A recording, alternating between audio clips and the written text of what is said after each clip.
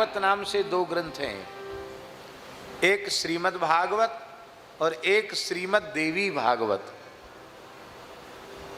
देवी भागवत भी है। अब इसमें, और दोनों ही व्यास जी की रचना है। भागवत भी व्यास जी की रचना है और श्रीमद् देवी भागवत भी व्यास जी की रचना है। लेकिन एक विवाद लंबे समय से चला आ रहा है। वो विवाद नहीं है मेरी दृष्टि से, लेकिन फिर भी उसको विवाद कहते हैं। वैष्णव लोग कहते हैं कि 18 पुराणों में श्रीमद् भागवत ही है, श्रीमद् देवी भागवत उप पुराण है। और शाक्त मत के जो अनुयायी हैं वो कहते नहीं, 18 पुराणों में श्रीमद् देवी भागवत ही है और श्रीमद् भागवत उप पुराण है। ये झगड़ा 100-200 साल से नहीं, हजारों साल से चला। अपने अपने मत में लोगों ने अपने अपने तर्क, अपने अपने भाव प्रस्तुत किए हैं, किंतु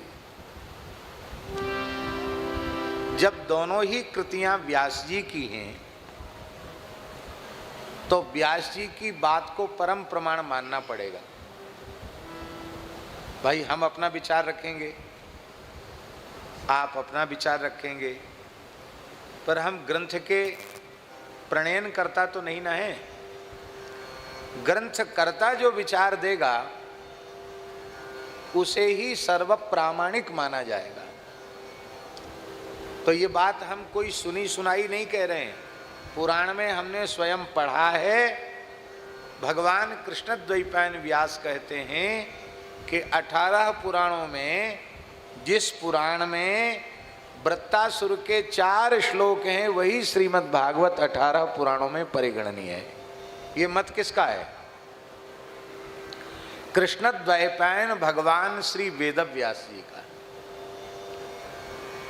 तो वृत्त चतुश्लोकी वृत्तासुर का प्रसंग तो देवी भागवत में भी है, पर वृत्तासुर के जो 4 श्लोक जो भागवत धर्म का प्राण माने जाते हैं वे तो श्रीमद् भागवत में ही हैं। अब हम एक समन्वय की बात करते हैं।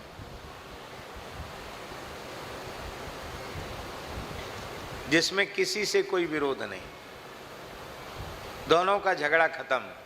व्यासी की बात को तो हम परम प्रमाण मानकर आदर दे ही रहे हैं,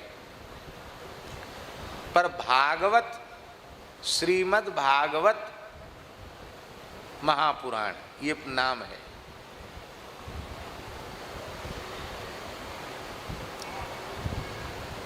अब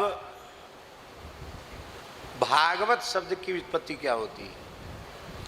भगवतः इदं भागवतम, जो भगवान का है वो भागवत है, इसलिए भगवान के भक्त को भी भागवत कहते हैं।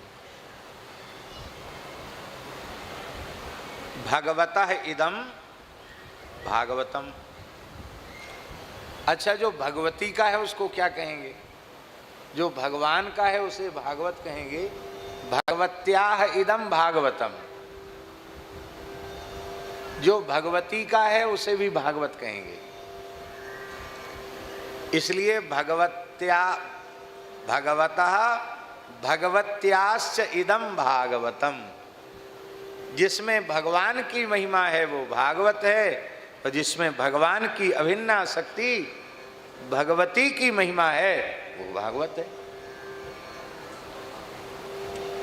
और वो श्रीमद् भागवत भी बहुत ही दिव्य है, देवी भागवत भी दिव्य है। ये बात हम इसलिए कह रहे हैं कि कई बार वैष्णवों के मन में होता है कि देवी भागवत में क्या है वो वैष्णव को नहीं सुननी चाहिए, कई बार ऐसी भी बातें आती हैं। लेकिन हमने उत्तर काशी में संपूर्ण श्रीमद् देवी भागवत का पारायण गंगा जी को सुनाया है।